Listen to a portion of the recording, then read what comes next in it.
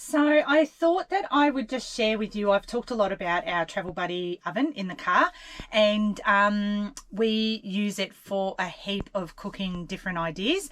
And tonight I'm going to do a rolled chicken roast with some roast potatoes, and I'll probably do like a little side of some tin carrots or just some tin veggies that I've got in the cupboard as well to add to have a nice roast dinner tonight. So I thought you might like to find out how I do it and what I actually do.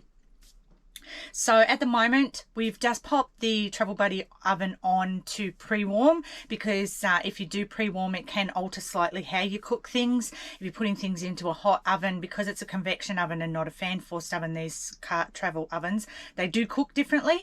So you need to bear that in mind when you're cooking things. And so what a normal roast might take at home, maybe an hour or so in the oven, it will take a lot longer in these travel ovens. But the beauty of them is if you prepare them well and do them right, then as you're driving to your destination, your dinner's cooking for you, and when you turn up all you have to do is take it out and it's ready. And there's nothing better than that, especially when you've been traveling all day on the road. So as I said, I'm going to do a boneless roasting chicken. Now I'll just show you. I just got one of these from the supermarket already done, and it's already in a good little foil packet, which is good as well. So I'll just take the plastic off it first of all, as you do when you're cooking normally. These things, you don't cook them with the plastic on the top. And I'm going to drain, there's a little bit of juice just from I'd had it frozen in the car freezer, so I'm just going to drain a little bit of that so we don't have it everywhere as it cooks.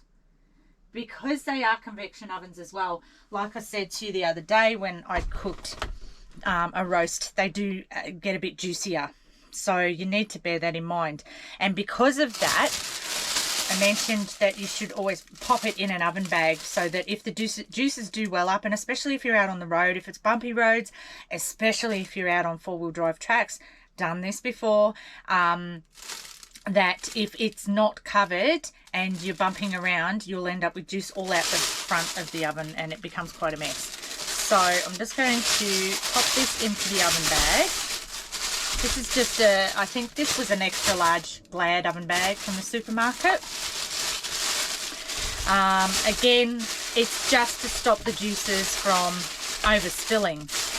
So I'm also going to add into the sides, because the oven that we have is the large marine style, so it's actually really large. So, and it's got 2 tray levels. So for this roast, I've taken out one of the levels, so we're just going to have it on the bottom tray, and there's actually quite a lot of space around it. So you could do a couple of different options with your cooking vegetables. I've got enough room with this particular roast to be able to fill around the side of the tray with my vegetables if I wanted to, or if I'd like them to sort of cook in some of those juices as they're cooking, which can be nice for the potatoes to absorb as well. I'll put it in the oven bag with whatever I'm cooking as well. So rather than just throwing in plain potatoes, I've just pre-chopped some washed potatoes. Especially when you're going over the borders, you are allowed to take potatoes as long as they're washed. So plus it makes it nice and easy. You're not wasting water from your van trying to wash potatoes, just to get them already done. And today I'm going to put a bit of smoked paprika on the potatoes as well, because that's really nice. The other day when I did the potatoes, I did the same sort of thing, but I put the minced garlic in them, and they were delicious too. So it just varies it up and makes it a little bit different, gives it a bit more flavour. Yeah. So there's the potatoes, just really roughly done. I'm going to pop them in the oven bag, like I said, with the actual meat and around the sides, because that juice will probably end up spilling out. So it doesn't matter if it's around the sides. And in fact, If it doesn't spill out, they'll just cook nice and steamy. So they're not going to cook in, because again, these are convection ovens. You won't get things crispy, like, well, I say you won't. It's a bit harder to get things crispy than you would in like a normal oven at home, like a fan forced oven. In saying that, if you do your pies right, and I'll talk one day when I do how I do our pies, you can get a really beautiful flaky crispy pastry on them. There's just a couple of little secrets to actually getting them to be that way. But I tend to find with the roast vegetables, I haven't really figured out a way to get them crispy like I would in a normal oven, but I don't care. It's nice to have them like this anyway. They taste really yummy. My hand for the wash. All right, so they're all done and ready to go. So that just gives you an idea of what it's looking like right now. When you tie up, I'll give you another tip. When you tie the end of the bag, all these oven bags also come with little sort of bread tie things specifically for these oven bags. Tie it loosely with air, because I've also done that mistake in the past, that if you tie it too tight, these things tend to expand and the bag could blow up and pop, and then you're going to end up with another mess all over the place. So if you leave plenty of room and give it allowance to expand, hopefully you won't have a problem with that sort of situation. So I will come back and show you what this ends up looking like when I end up pulling it out of the oven. Today, and especially because it's chicken and it's quite thick and rolled, I like to let it cook for a while. So when I do put it in, I'm going to put it in a warm oven, as I said. And I think we'll aim for about 4.5 hours that I'll have this cooking. So, but by the time it's ready, it should be well and truly cooked through without any issues, and the potatoes should be nice and fairly soft to eat. So we shall see how it ends up on the other side. Look forward to letting you know. Thanks. So it's now time to get out our roast dinner, chicken dinner, and roast vegetables, potatoes that is, that have been cooking in the Travel Buddy while we've been driving all afternoon. So I'm excited because it smells absolutely amazing to see how it's turned out. It has been in there a little bit longer than I expected. We got chatting to some friends, thanks Posy Adventures, and have actually left it going for about half an hour longer than it should have, but oh well, it doesn't matter.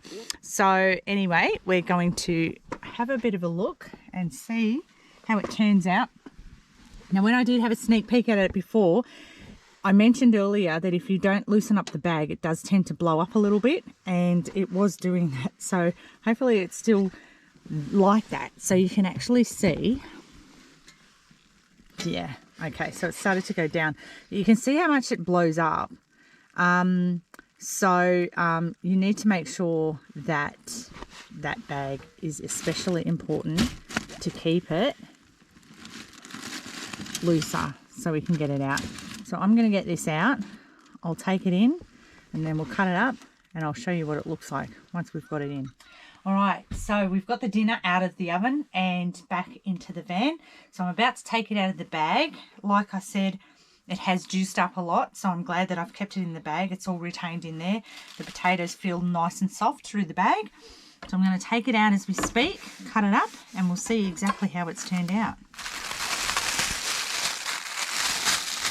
You can see the steam off that. Oh, that is nice. Very, very nice. I'm just going to keep all that. I'll get the chicken out.